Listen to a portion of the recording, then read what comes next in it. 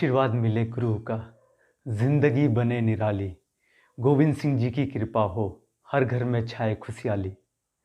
नमस्कार, आप सभी का स्वागत है आपके अपने चैनल कोटनाला केदार में। आज 29 दिसंबर हमारे 10वें पातशाह श्री गुरु गोविंद सिंह जी की जयंती है। उनके जन्म दिवस पर हम सभी को सर्वप्रथम बहुत बहुत शुभकामनाएं, उन्हें सत सत नमन। गुरु जी का आशीर्वाद हम पे सदा ही बना रहे।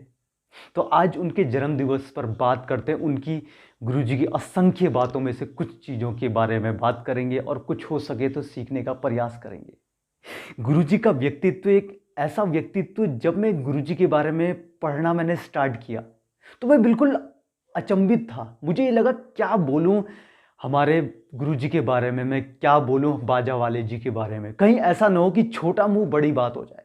एक ऐसा व्यक्तित्व रखते थे हमारे बाजा वाले, हमारे गुरुजी, जिसमें आपको साहित्य मिलेगा, आपको विनम्रता मिलेगी, हमको साहस वीरता मिलेगी। हमें सब कुछ खोने के बाद भी जितने लोग बचे उनके साथ कैसा चला जाए, उनको मोटिवेशन कैसे दिया जाए और हमें धैर्य मिलेगा।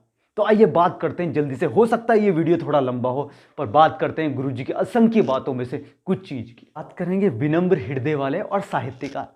एक ऐसा व्यक्तित्व रखते थे हमारे गुरुजी, जो अपने तीर कमान, अपने बाणों में भी सोने की परत चढ़ा के रखते थे, ताकि अगर मेरे बाणों से कोई मेरा दुश्मन भी घायल हो जाए तो वो भी अपना उपचार करा ले, अपना इलाज करा दे। इतने काइंड हार्टेडली थे हमारे गुरुजी।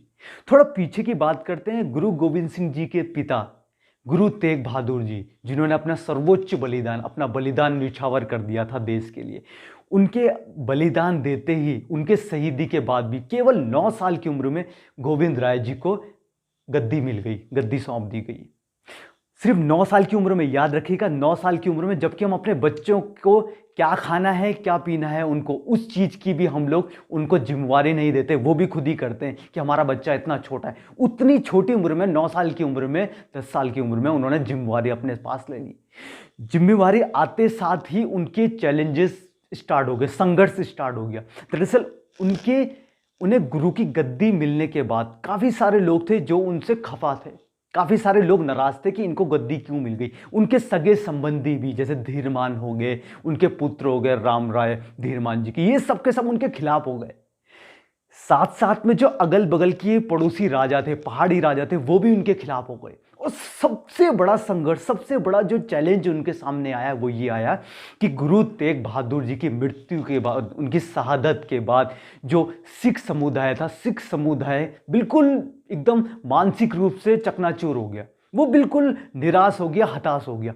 उनके अंदर जागरूकता, उनके अंदर एहसास, उनके अंदर मोटिवेशन के लिए गुरु गोविंद सिंह जी ने साहित्य का सहारा लिया।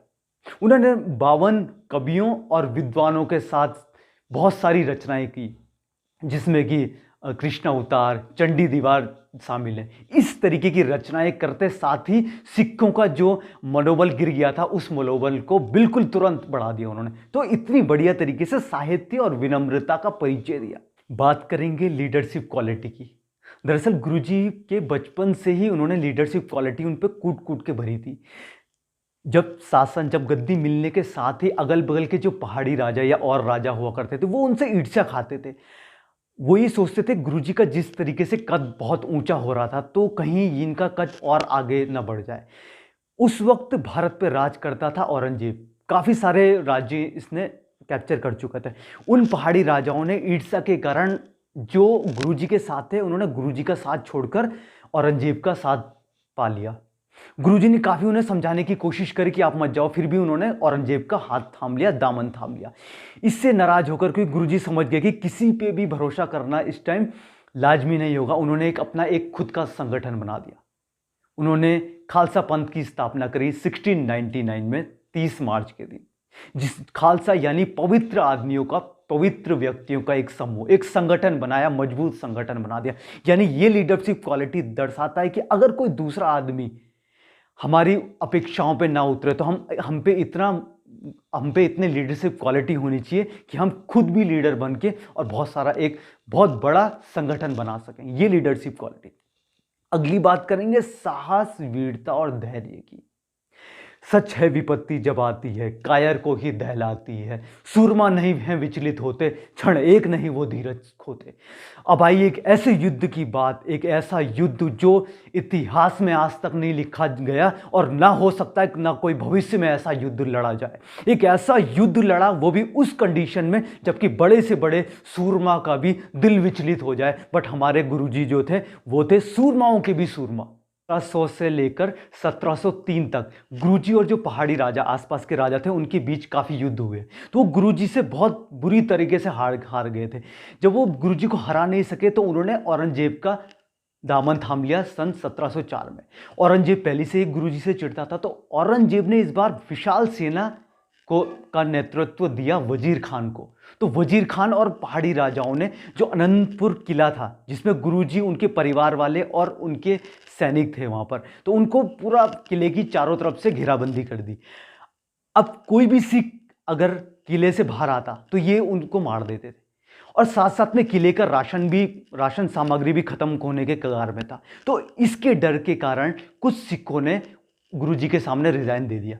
खैर बाद में वो सारे सिख वापस आ गए और गुरुजी के को मरते दम तक उनका सपोर्ट दिया उन्होंने। बट वो जैसी रिजाइन दे दिया उसके बावजूद भी गुरुजी ने हार नहीं मानी उनके सामने। जब गुरुजी ने बिल्कुल हार नहीं मानी तो इन्होंने साजिश शुरू कर दी। इन्होंने ये कहा कि आप अपने परिवार सैनिकों को लेकर ये किला छोड़ दीजिए, हम आपको नुकसान बिल्कुल नहीं पहुंचाएंगे, बट आप ये किला छोड़ दीजिए। तो गुरुजी ने भी अपने परिवार और सारे सैनिकों को देखते हुए वो किला छोड़ दिया। जैसी गुरुजी और साथी थोड़ा आगे गए तो वजीर खान ने पीछे से हमला कर दिया। जब पीछे से हमला किया तो गुरुजी ने कुछ सैनिकों को, अपने सरदार सिख सैनिकों को अपने भाई उदय सिंह जी के साथ वहां पर छोड़ दिया कि आप इनको रोकिए और बाकियों को लेके मैं आगे चलता हूँ। इस समय सरसा नदी में बाढ़ आ रखी थी, तो सरसा नदी पार करने के चक्कर में गुरुजी के काफ़ी सारे सैनिक, उनके परिवार में माता गुजरी जी और साथ में छोटे शहजादे बह गए थे। उसके बावजूद भाई पीछे भाई का बलिदान दे चुके थे, साथ में बहुत सारे सैनिक डूब गए थे, साथ में उनकी पत्नी डूब गई थी और साथ में और सारे के सारे पूरा परिवार बिखर गया था। पूरा परिवार बिखरने के बावजूद भी साहस और हिम्मत और निडरता का ऐसा परिचय दिया गुरुजी ने, एक क्षण भी विचलित नहीं हुए, एक क्षण भी डरे नहीं। पहुंच गए चमकौर साहिब। तो चमकौर की बैटल, एक चमकौर एक किला काफ़ी बड़ा मेंशन में, ऊपर 40 सिख और नीचे वजीर खान के 10 लाख सैनिक, 10 लाख की सेना और ऊपर 40 सिख। गुरुजी ने एक ही चीज़ बोली। गुरुजी ने कहा, चिड़िया दे नाल बाज लड़ावा, गीदड़ानू में शेर बनावा, 1.25 लाख नाल एक लड़ावा, तहाँ गोविंद सिंह नाम खावा। गुरुजी के ये चीज़ बोलते साथ ही जितने भी 40 सिख थे वो बिल्कुल ऊर्जा से भर गए, इतना साहस उन पे आ गया। और वो जो बैटल थी 10 लाख की सैनिक और ऊपर सिर्फ 40 सिख, और 40 सिखों ने 10 लाख के ऊपर भारी पड़ गए।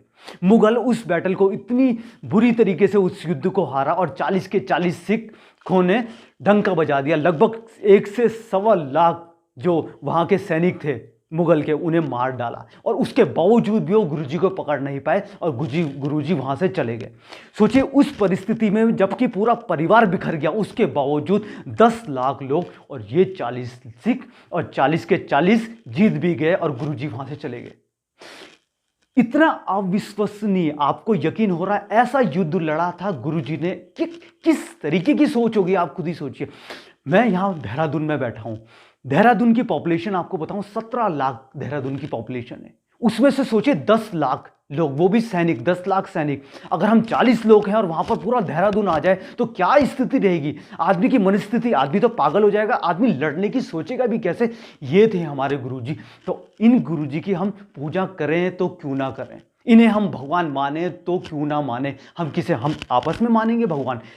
आज की स्थिति ये हो गई है, आज के टाइम में छोटी से छोटी सी बात को लेकर लोग बिल्कुल गिव अप कर देते हैं। लोगों ने लड़ना ही छोड़ दिया है।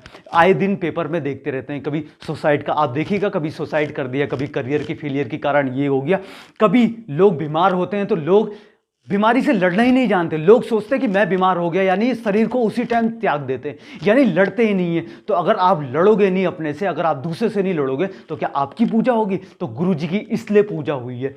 साथ में आज की टाइम की सबसे बड़ी विडंबना ये है कि हम भगवान की तरह ये तो चाहते हैं कि हमारी पूजा हो, लेकिन हम उस संघर्ष के थ्रू जो जाते हैं उससे नहीं लड़ना चाहते हैं। हम चाहते हैं कि हमारी बस जो चीज़ हम कर रहे हैं उसका रिजल्ट आज ही मिल जाए। अरे हो सकता है उसका रिजल्ट बाद में मिल रहा हो, या हो सकता है उसका रिजल्ट किसी और तरीके से मिलेगा। एकदम से क्यों मिलेगा?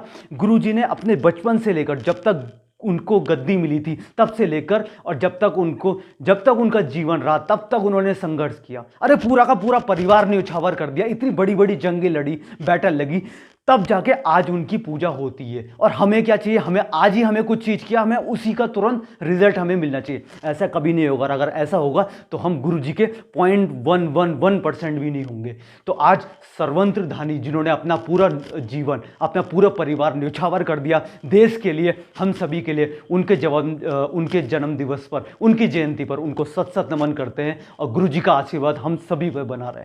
धन्यवाद।